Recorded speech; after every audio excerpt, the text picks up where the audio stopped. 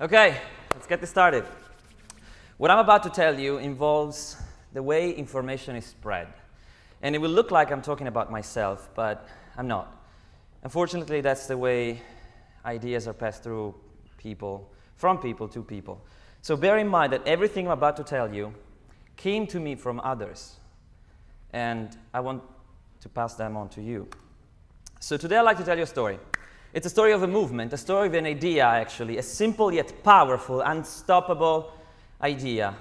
And we have to thank some people for this, among which the Zeitgeist movement, of course, the free and open source community, the hackers, the makers, the industrious inventors who are shaping our future.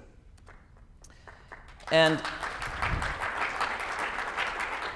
first, let's take a step back. 2008, a group of people begins to challenge the assumption that labor is a necessary requirement for survival in the 21st century. They claim that automation and the ability of machines to work is increasingly rapidly. And soon we could replace most jobs, if not all of them, in the economy, potentially destabilizing the whole system irreversibly. But, I mean, these are just, a fringe minority, a group of extremists. Just look at yourselves. Most people believe this to be just bollocks, nonsense. But then you kind of, you keep seeing headlines like this. US unemployment along economic nightmares continues, and Eurozone unemployment rises to record.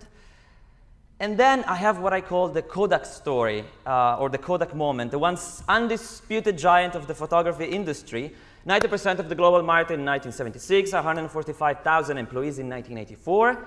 2012, net worth of negative $1 billion when it went bankrupt. Why? Because they failed to predict the power of exponential trends when it comes to technology. Same year, 2012, Instagram, digital photography company, 13 employees, acquired by Facebook for $1 billion. Now, it gets even more ironic because Kodak freaking invented digital photography in 1975. They came out with the first commercially available 0.01 megapixel digital camera, but at the time they thought it was a toy, right? It was like a stamp-sized thing. It's like, it's never going to work. Failed to predict exponential trends. And exponential trends are going faster and faster. Foxconn already beginning to replace its workers with robots. Many others are doing the same. And I'm not going to do the whole thing because I already gave talks about this. You can check it out on YouTube. The point is that a year and a half ago, I decided to quit my job and dedicate my life, well, my time up to now, to writing a book that I hoped would inspire people to change their mind about this issue and bring the idea into the public spotlight. So how did it go? Well, the book came out on November 5th. Remember. And then I gave talks in some 20 countries, whatever, there's some coverage of that. Brazil, Huffington Post, Forbes magazine, and then TED Vienna. And the video now has more than 200K views, and it's thanks to the amazing linguistic team of the resource-based economy linguistic team that are translating the videos in all major languages. Let's give them a round of applause, guys.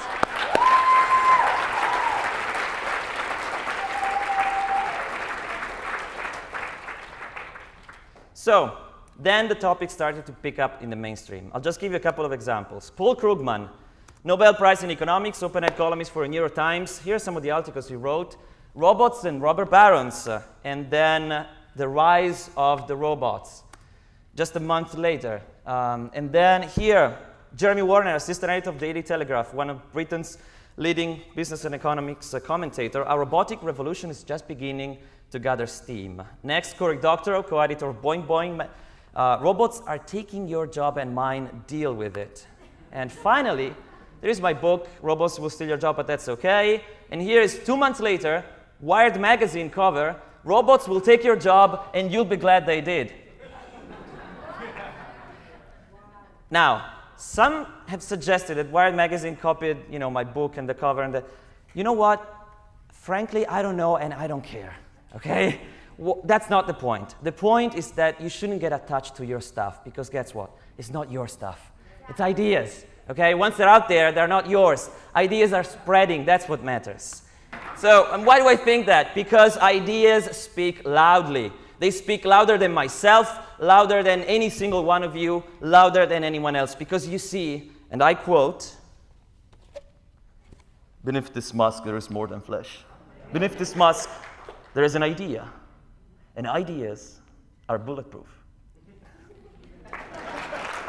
Okay, some of you know I graduated from Singularity University at the NASA Ames Research Park last summer, and I studied how exponential technologies can help improve the lives of 1 billion people or more in less than a decade. And I've been asked many times if I spoke with gentlemen such as Peter Diamandis or Raymond Kurzweil, and if I exposed the ideas of a resource-based economy to them, and what was the response? How did they, if they changed their mind in some way? So here's what Peter H. Diamandis, founder and CEO of the X Prize, had to say just a few weeks ago.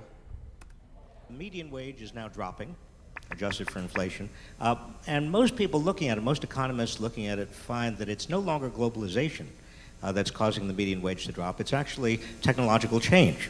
We could presumably see a lot of people not only out of work, but the median wage continue to drop. Absolutely. So the question is, who's going to buy the stuff?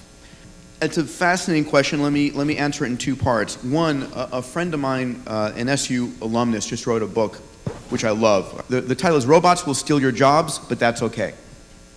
We're going to be fundamentally changing society, and the question is, maybe people don't have jobs. I was joking where I say I'm sort of a libertarian capitalist at heart, but we're heading towards a future of socialism. And Ray Kurzweil, inventor and futurist, multimillionaire, and director of engineering at Google, not exactly, a communist.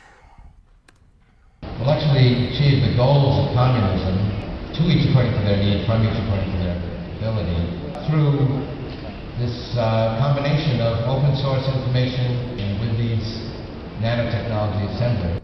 He said, we will deliver the goals of communism from each according to his ability to each according to his needs, through open source and nanotechnology.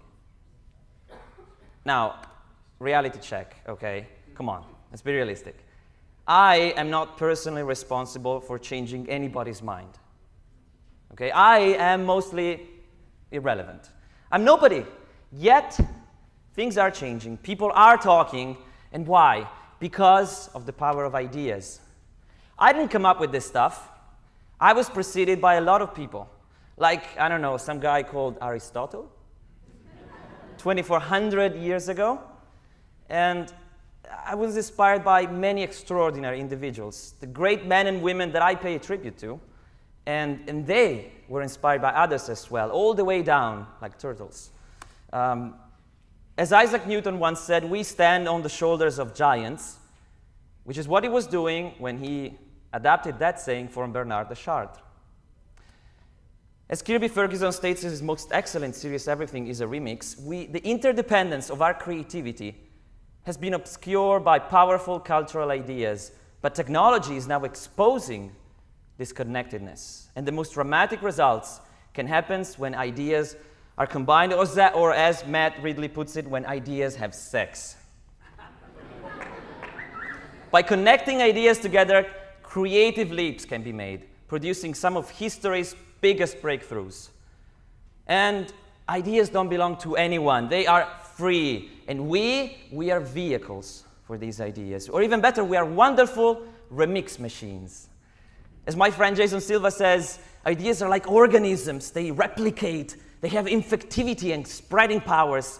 They leap from brain to brain. They compete for the limited resources of our attention. They are what Richard Dawkins calls the new replicator, born from the primordial soup of human culture. And this is what ideas have achieved. They were considered crazy. Our ideas, outrageous, nonsense, just 4 years ago. And now, Paul Krugman and everyone else talks about them.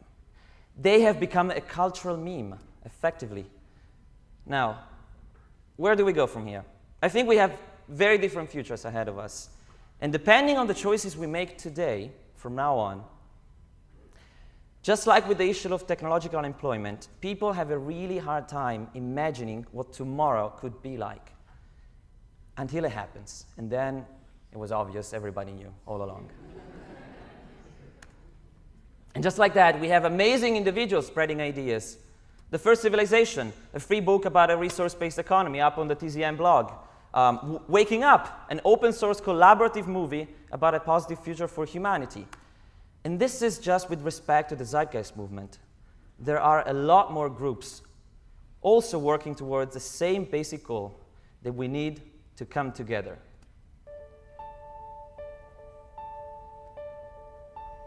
You can take down my light.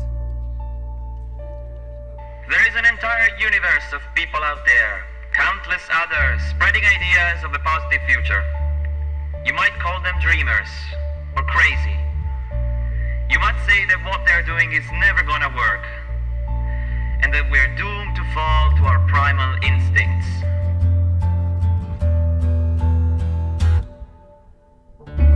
Brothers and sisters, comrades and friends, I'm here to tell you differently. I know that we live in an age of daunting problems. We need the best ideas possible. We need them now, and we need them to spread fast.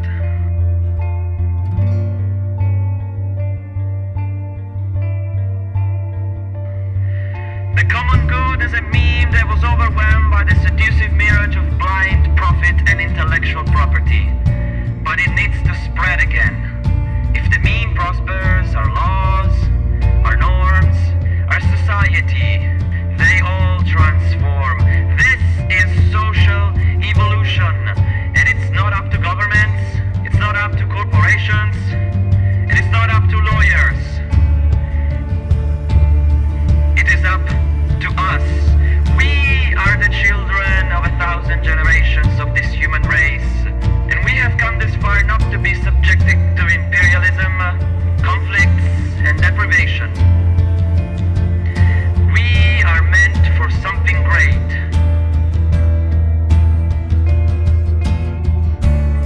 I am here to tell you that with the right mind and motivation, we can achieve anything. We have the technology to feed everyone on Earth. We can escape the prison of working for survival. And we can find a balance with nature. We can do all these and much more, but only if we want to.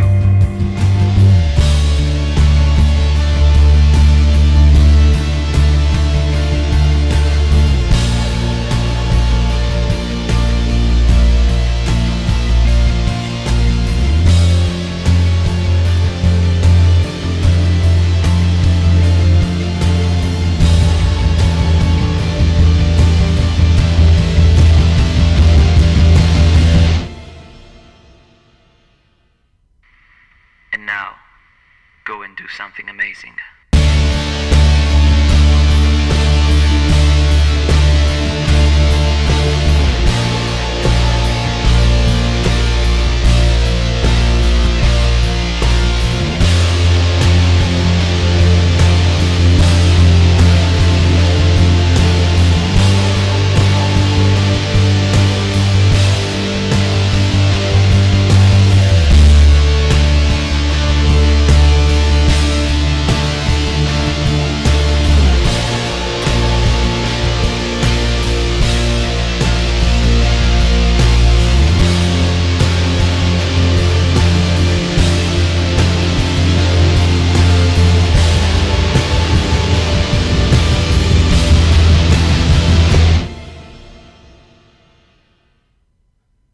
Thank you.